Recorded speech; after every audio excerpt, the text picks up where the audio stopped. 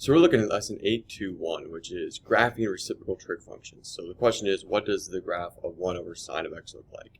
And really what we're going to be graphing is cosecant of x and secant of x. But to start, we need to remember what is a reciprocal. Those are the things we're going to be looking at. So to kind of refresh our memory on it is I picked some random numbers and we are going to find the reciprocal of these. And so I have a number column and I have a reciprocal column off to the side, and we're just going to go ahead and go through them. And we're going to start with maybe the easy ones that we know first. So if we have to think for a little bit, let's just kind of skip it and move on to an easy one. So the reciprocal of 0 might be a trick. So I'm going to skip that. Let's try 1 over 2. So the reciprocal of 1 over 2, if I were to flip it, it would just be the number 2. Now, square root of 2 over 2. That looks a little hard because if I flip that, I'm going to get 2 over radical 2. So there's some rationalizing there. I'm going to take my time with that one. Radical 3 over 2, that'd be 2 over radical 3 again. Can't leave it like that, have to rationalize, so let's skip it. Reciprocal 1 is 1, so that's not bad. So let's kind of go back to those rationalizing ones. So we're not allowed to have a radical in the denominator. And so I need to get rid of those. And so we multiply by a clever form of 1. And so I'm going to multiply the top and the bottom by square root of 2.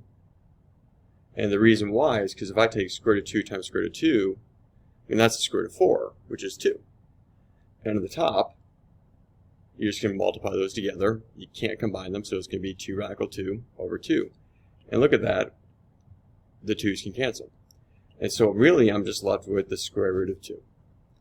So that's the first one. Let's see if maybe we can figure something out for the other one. So really I'm going to rationalize the same way, except for now I'm going to use square root of 3 over square root of 3, because that's from the bottom. And I'm going to get 2 square root of 3 over 3.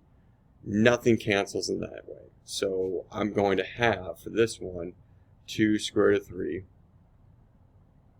over 3. Alright, so those are reciprocals, except I did not do the top one. Well, 0.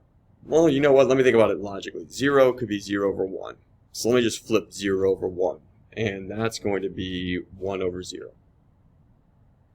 And we spent a long time looking at what happens when the denominator of a fraction equals 0. We have excluded values. We have domain restrictions. We have vertical asymptotes. And so really, that's what's going on here. We cannot divide by 0. So in this case, it is undivided. These are the ones we're really working with. Now, I told you these were random numbers and the reciprocals, but really they weren't. If I were to think about going around the unit circle and thinking about angle measures around the unit circle, you know, we start at 0 radians, and then we start at pi 6 radians, and then we can go to pi fourths, and then we go to pi thirds, and then we go to pi halves. And the blue column is really what sine of x would be. It would be the y coordinates there. The purple column are the reciprocals. So really I'm dealing with what is called 1 over sine of x, the reciprocal of sine of x, which we refer to as cosecant of x. So this is really where we're going. So I wanted to kind of refresh your memory on what reciprocals are and kind of use some numbers that we are familiar with to show you what we're going to be doing is flipping those numbers, taking the reciprocal of them around the unit circle and analyzing their graph.